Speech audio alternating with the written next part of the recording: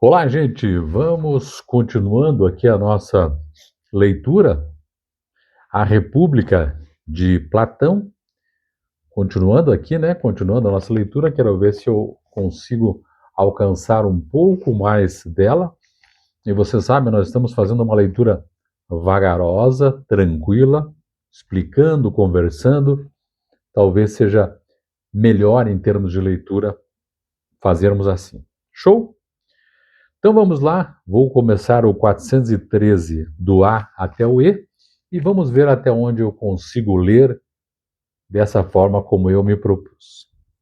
O que se refere a que vai voluntariamente, entendo, mas quanto a que vai involuntariamente, preciso de aprender. Pois então, não achas também que os homens se privam dos bens involuntariamente e dos males voluntariamente? Ou ser-se iludido sobre a verdade não é um mal e estar na verdade um bem? Ou não te parece que é estar na verdade ter opiniões certas? Dizes bem, e parece-me que é contra a vontade se, que se é privado da opinião verdadeira. E não é pelo roubo, pela impostura ou pela violência que isso lhes sucede. Agora não percebo nada. Estou quase a falar à maneira dos poetas trágicos. Chamo roubados aos que foram dissuadidos ou se esqueceram, porque a uns os arrebata o tempo, a outros a razão, sem que se apercebam disso. E agora, já percebes? Já. Além disso, digo que sofreram violência aqueles a quem qualquer desgosto ou sofrimento fez mudar de opinião. Também compreendo, e falas acertadamente. Quanto às vítimas de impostura, também dirás, segundo eu creio, que são aquelas que mudaram de opinião, ou fascinados pelo prazer, ou atemorizados por qualquer receio. Parece-me realmente que é impostura tudo quanto nos ilude. Pois bem, como eu dizia há momentos, devem-se procurar os guardiões mais extrênuos da doutrina que vigora entre eles, de que é seu dever fazer aquilo que em cada ocasião pensarem que é melhor fazerem no interesse da cidade. Devem, pois, vigiar-se logo desde a infância, propondo-lhes empreendimento em que mais facilmente poderiam esquecer-se de tal doutrina e deixar-se iludir, de maneira a poder-se escolher quem se lembra e quem é difícil de ludibriar, e excluir quem o não é. Não é assim? É. Devem, além disso, impor-se-lhes trabalhos, sofrimentos e lutas, através dos quais devem ser observadas as mesmas reações. Exatamente. Ora, nós devemos também montar-lhes uma terceira espécie de prova, a da impostura, e observá-los, tal como se levam os potros para os meios dos ruídos e da agitação, para ver se são assustadiços, do mesmo modo, quando novos, devem transportar-se para o meio de terrores e depois transferi-los novamente para os prazeres, para os pôr à prova, muito mais do que o ouro ao fogo, a ver se são difíceis de ludibriar e revelam compostura em todas as circunstâncias, se são bons guardiões de si mesmos e da música que aprenderam, evidenciando em tudo a boa qualidade do seu ritmo e harmonia, tendo um comportamento tal que será o mais útil a eles mesmos e à cidade. E quem tiver sido sempre posto à prova na infância, na juventude e na idade viril, e sair dela inalterável, deve ser posto no lugar de chefe e guardião da cidade, devem prestar-se-lhe honrarias, quer em vida, quer depois de morto, e caber-lhes-ão as mais altas distinções na sepultura e demais monumentos à sua história, e demais monumentos à sua memória. Quem assim não for, deve excluir-se. É, é mais ou menos esta, me parece, Glauco, a escolha e nomeação de chefes e guardiões para me exprimir de um modo geral e não com rigor. Aqui, em resumo, me parece que a ideia é, como a gente diz, criar casca, colocar a pessoa à prova desde pequeno para que ela, no futuro, sendo governante de uma cidade, consiga dar o seu melhor, porque já está acostumada com aquele melhor, já está acostumada a viver dificuldades, já está acostumada a tomar decisões, né? Então tem um certo controle emocional também. Continuando, 414A até o E, também eu sou do mesmo parecer.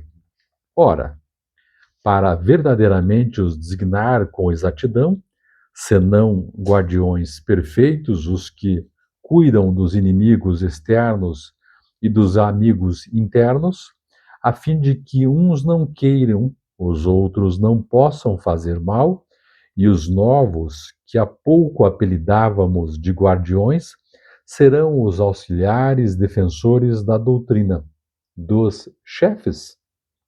Acho bem.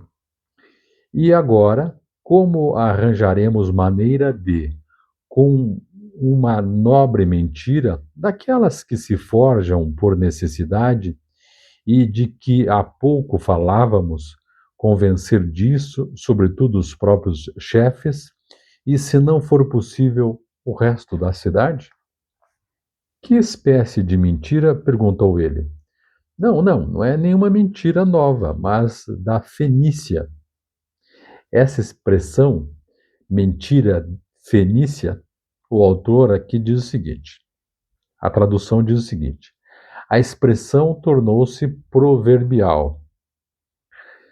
A alusão deve ser ao mito dos espartos que nasceram armados na terra a partir dos dentes de dragão semeados no solo de Tebas pelo fenício Cadmo.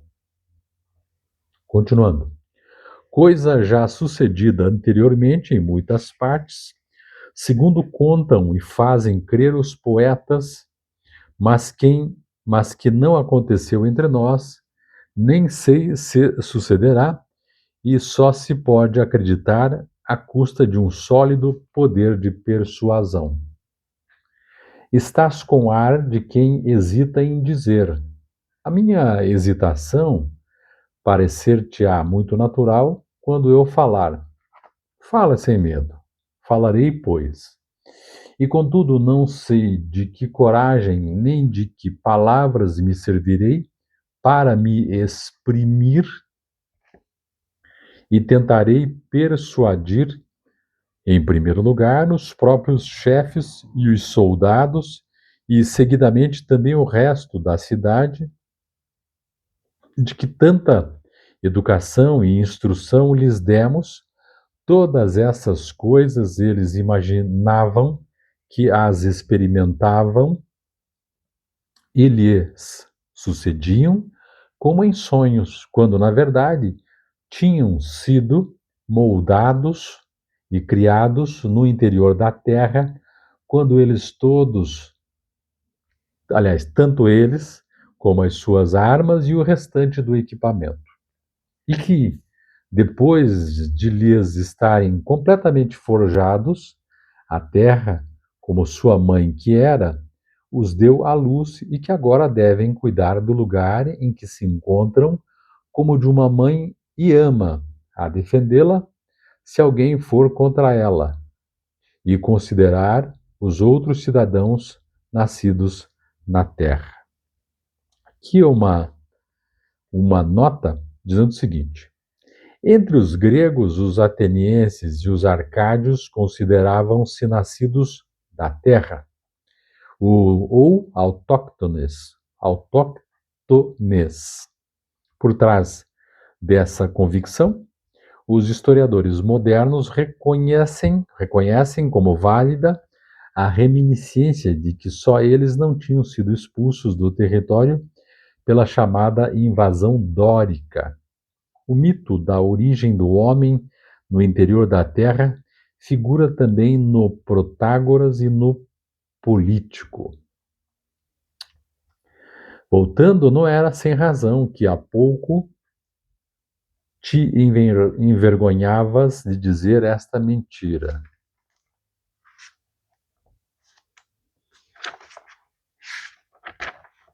(415 AE).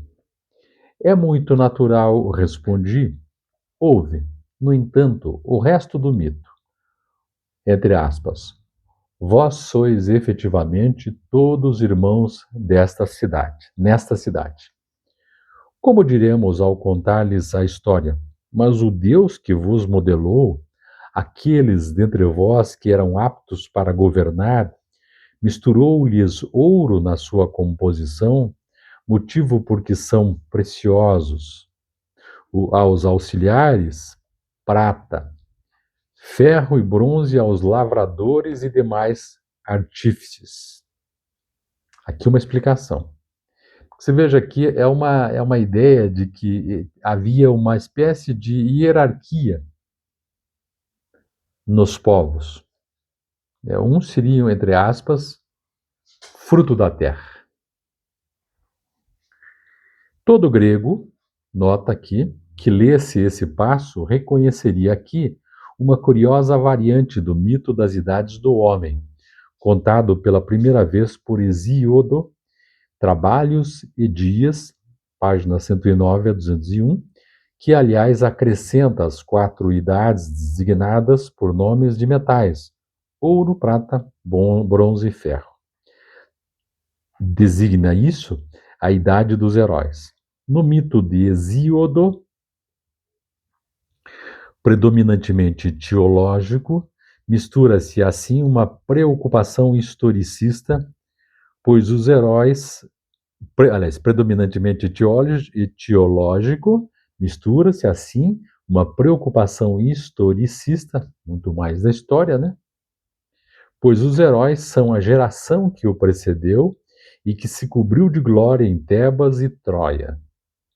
Quanto ao de Platão, não contém qualquer perspectiva histórica, pois as várias espécies coexistem. Continuando, uma vez que sois todos parentes, na maior parte dos casos gerareis filhos semelhantes a vós, mas pode acontecer que do ouro nasça uma prole argêntea e da prata uma áurea. Né? Do ouro nasce a prata, em termos de prole, e da prata, de repente, pode nascer ouro em relação à sua importância. E assim todos os restantes uns dos outros. Por isso, o Deus recomenda aos chefes, em primeiro lugar, e acima de tudo, que aquilo em que devem ser melhores guardiões e exercer mais aturada vigilância é sobre as crianças, sobre a mistura que entra na composição de suas almas. E se a sua própria descendência tiver qualquer porção de bronze ou de ferro, de modo algum se compadeçam, mas lhes atribuam a honra que compete à sua conformação, atirando com eles para os artífices ou os lavradores.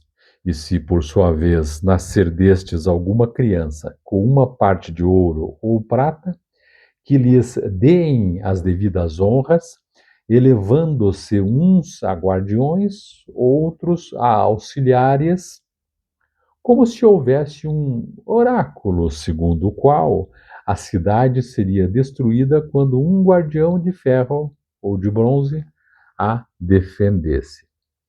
Sabes de algum expediente para fazer acreditar nesse mito?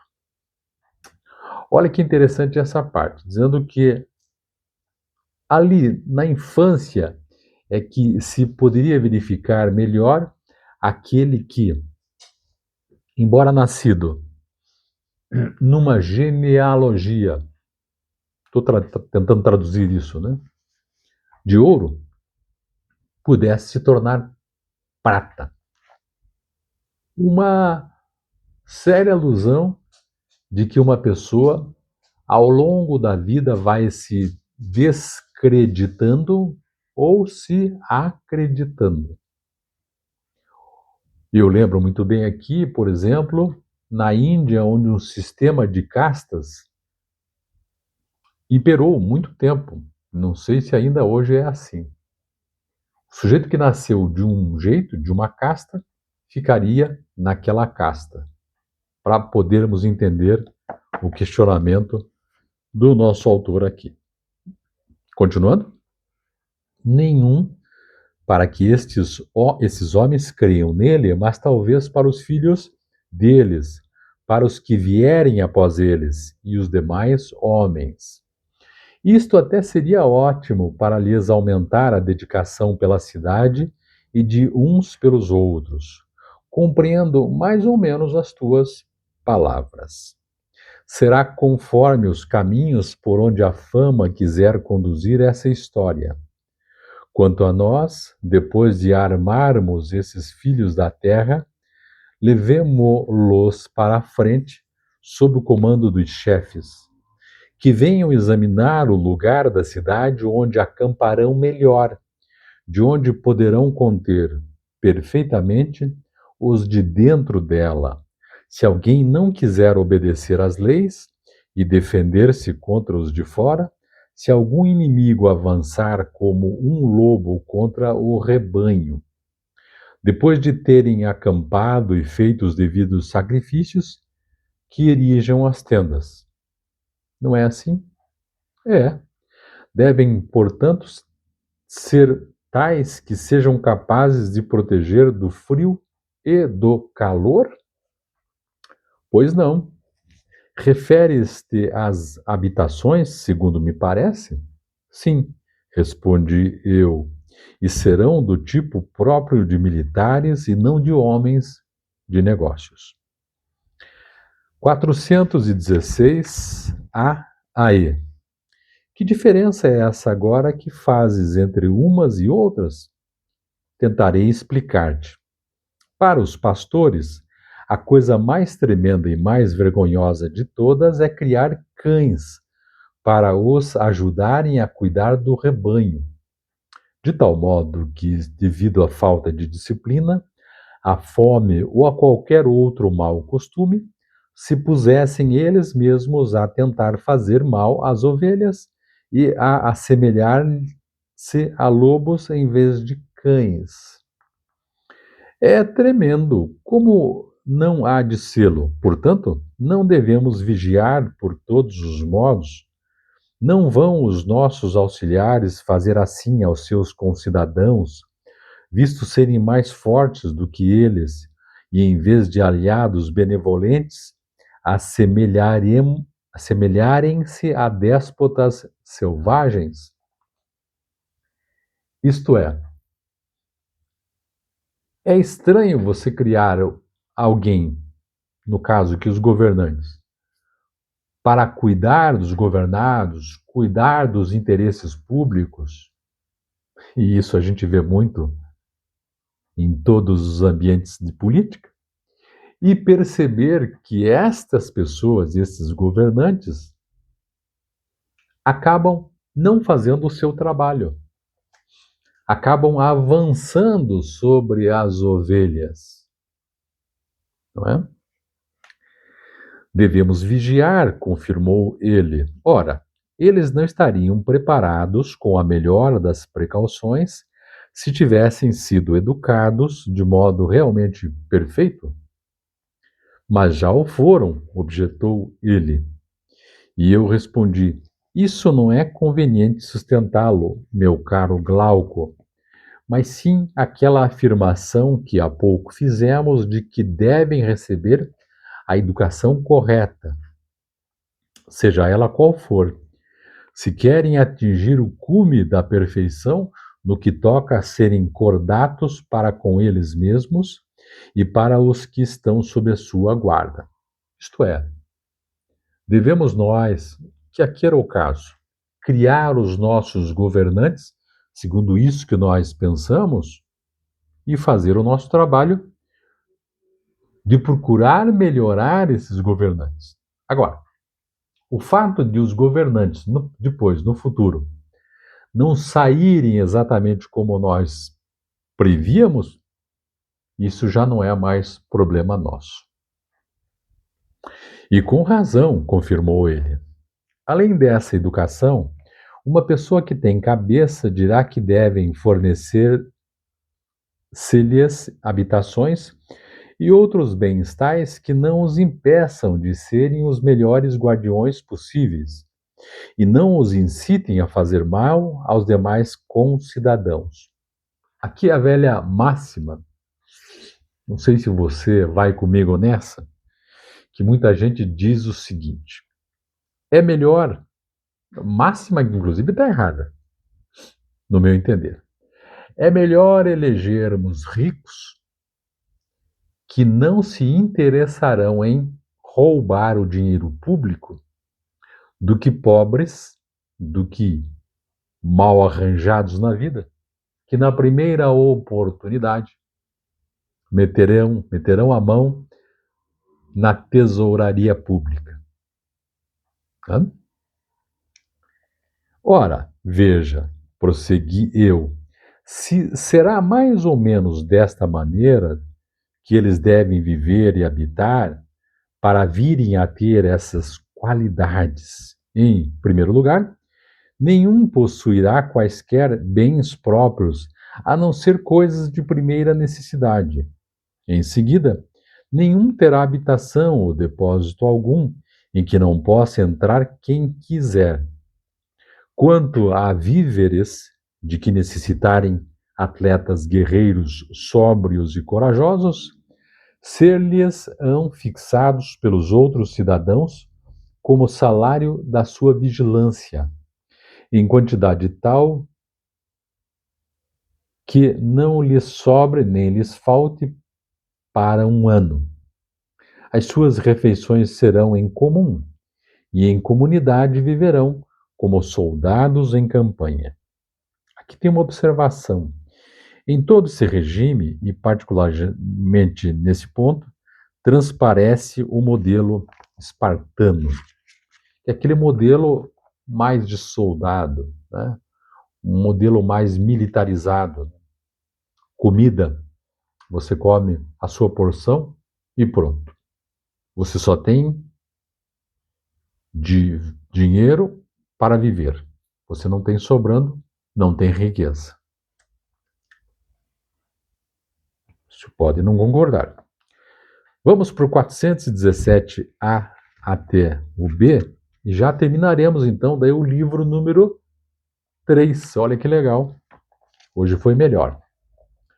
Quanto ao ouro e à prata, dir-se-lhes-á que os que têm sempre na sua alma divinos e de procedência divina, e para nada carecem do humano, e que seria impiedade poluir aqueles que já possuem, misturando-o com a pertença dos mortais, porquanto já muitos crimes ímpios se produziram por causa da moeda do vulgo, ao passo que a deles é pura, mas unicamente a eles, sempre os habitantes da cidade, não é lícito manusear e tocar em ouro e prata, nem ir para debaixo do mesmo teto onde os haja, nem trazê-los consigo, nem beber por taças de prata ou de ouro. E assim se salvarão, assim e a cidade. Porém, se possuírem terras próprias, habitações e dinheiro, serão administradores dos seus bens e lavradores, em lugar de guardiões, volver-se-ão em déspotas inimigos dos outros cidadãos, em vez de aliados, passarão toda a vida a odiar e a ser odiados, a preparar conspirações e a ser objeto delas, muito mais receosos dos inimigos internos do que dos externos, e a precipitar-se, eles e o resto da cidade, para a beira da ruína. Portanto, por todos esses motivos, prossegui eu, diremos que é necessário prover deste modo os guardas de habitação e, do resto, e legislaríamos sobre o assunto ou não. Certamente, confirmou Glauco. E assim termina o livro número 3 dessa importante obra-prima, né, da filosofia, que é A República de Platão. Eu volto em breve, continuando. Quero fazer agora leituras maiores para que a gente consiga vencer este texto. Estou quase no meio do livro. É isto aí. Muito obrigado. Um abraço. Até mais. Tchau, tchau.